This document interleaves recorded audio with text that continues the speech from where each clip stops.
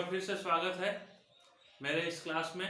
आज फिर से मैं हिंदी की चप्पल कहानी के एक और पात्र की चरित्र चित्रण लेकर आया हूँ। आशा करता हूँ इससे आपको बहुत तरह की सहजता मिलेगी, आसानी होगी इस चैप्टर को कंप्लीट करने में। तो प्रश्न है, चप्पल कहानी के आधार पर रंगिया का चरित्र चित्रण करें। वास्तव में ये चप्पल कहानी में प्रमुख पात्र रंगिया ही है। रंगिया, इसके पहले दिन मैं मास्टर साहब का चरित्र चित्रण करके मैं बताया था। अभी रंगिया के चरित्र चित्रण लेखक हैं कावुटूरी वेंकट नारायण राव।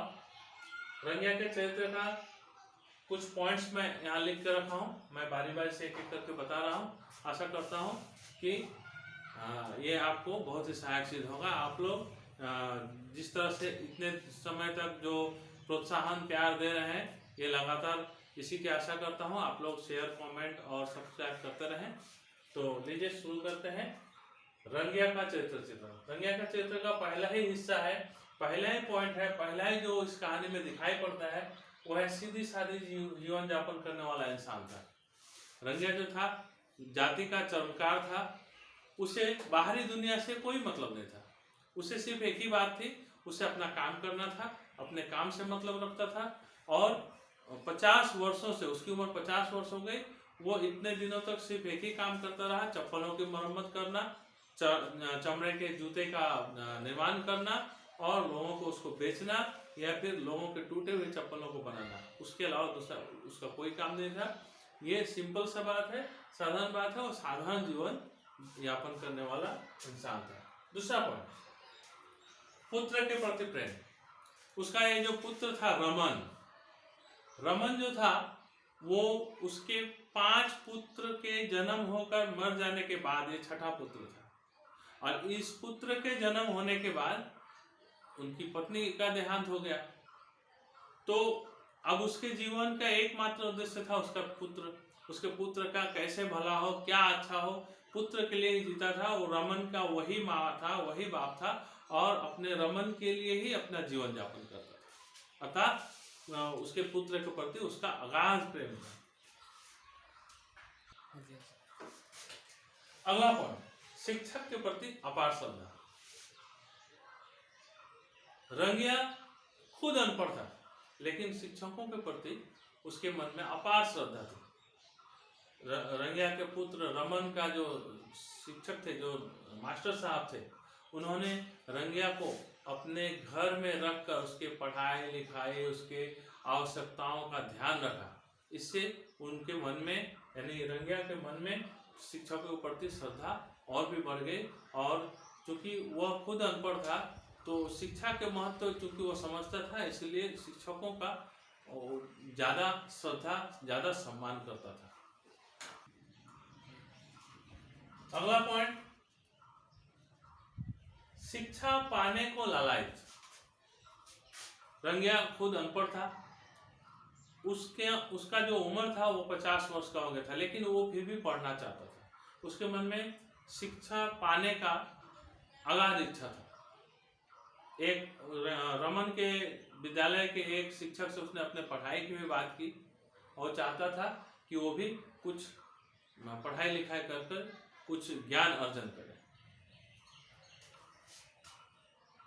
अच्छी जीवन जीने की चाह। क्योंकि वो चर्मकार था, जूते चप्पल बनाना उसका कर्म था, लेकिन उसके बावजूद भी वो जो आय करता था, वो चाहता था कि उससे उसका जीवन पहले के तुलना में बेहतरीन हो। उसके लिए वो हमेशा कुछ न कुछ कोशिश करता था।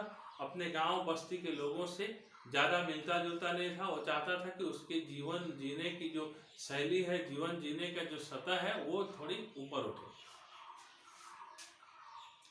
कुशल कारीगर। पूरे क्षेत्र में रंगिया कुशल कारीगर के रूप में ख्यात था। वो टूटी फूटी चप्पलों को भी इतनी सुंदर से मरम्मत करता था मानो वो चप्पल नहीं हो गई हो। वो प्रत्येक क्षेत्र में रंगिया का नाम, अच्छे चप्पल बनाने के क्षेत्र में उसका नाम बहुत ही ख्याति प्राप्त था। बचत करने वाला इंसान बचत करता था।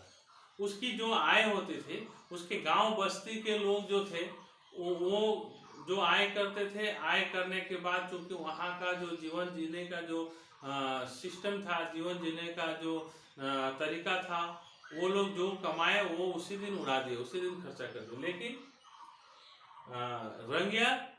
रंगिया जो आय करता था उसे शराब, जुए इत्यादि में नष्ट नहीं करके उसमें बचत करने की कोशिश करता था।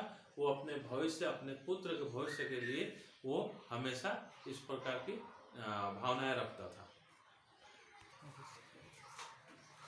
अगला पॉइंट है बेटे के भविष्य के लिए सपने देखना। बेटे का सुनहरा भविष्य हो, बेटे का भविष्य बहुत अच्छा हो, उसके लिए वो हमेशा अच्छे अच्छे सपने देखता था। वो सोचता था मेरा बेटा बड़ा होकर कुछ बड़ा आदमी बनेगा, वो कुछ अच्छा नौकरी करेगा, मोटर गाड़ी में उसको घुमाएगा, इस तरह के सपने देखता था। उसके लिए वो जानता था कि उसके बेटे का पढ़ना लिखना जरूरी है, इसलिए अपने बेटे की पढ़ाई लिखाई की चिंता करता था और हमेशा सपने देखते रहता था कि मेरा बेटा आगे चलकर बहुत बड़ा आदमी बनेगा। अगला पॉइंट है वचन का पक्का। ये उसके चरित्र की कुछ खास विशेषताओं में से एक है कि वो वचन का पक्का था। वो जो वचन देता था, जो बात बोलता था, वो पूरा करता था। वो जिसको भी बताता था कि उनकी चप्पल जो टूटी हुई है उसको बनाकर अगले दिन इस समय में देंगे, तो उस समय के अंदर दे देता था। मास्टर साहब का भी चप्पल था, वो उसने बनाने के लिए लिया था, उसको बनाकर वो ताक पर रख देता है। ठीक बस्ती में अगले दिन उसको मास्टर जी को देना था, बस्ती में आग लग जाती है। बस्ती में आग लगने के बाद बस्ती जल जाती है, लेकिन उसका जो मास्टर साहब का जो चप्पल था उसको बचाने के लिए वो जलती हुई झोपड़ी में कूद जाता है और चप्पल को सुरक्षित बचा कर लाता है। चप्पल में आज तक नहीं आती, लेकिन इसके कारण से रंगिया का खुद का जीवन समाप्त हो जाता है। इस प्रकार वो अपनी जीवन देकर भी वो अपने वचन निभाने के लिए प्रयासरत रहता है, अपने वचन को निभाता है। ये थी रंगिया का जीवन जो चरित्र का चित्रण बहुत आसान रूप में मैं बताने की कोशिश किया हूँ। आशा करता हूँ आप सभी के लिए ये सहायक सिद्ध होगी। बहुत बहुत धन्यवाद।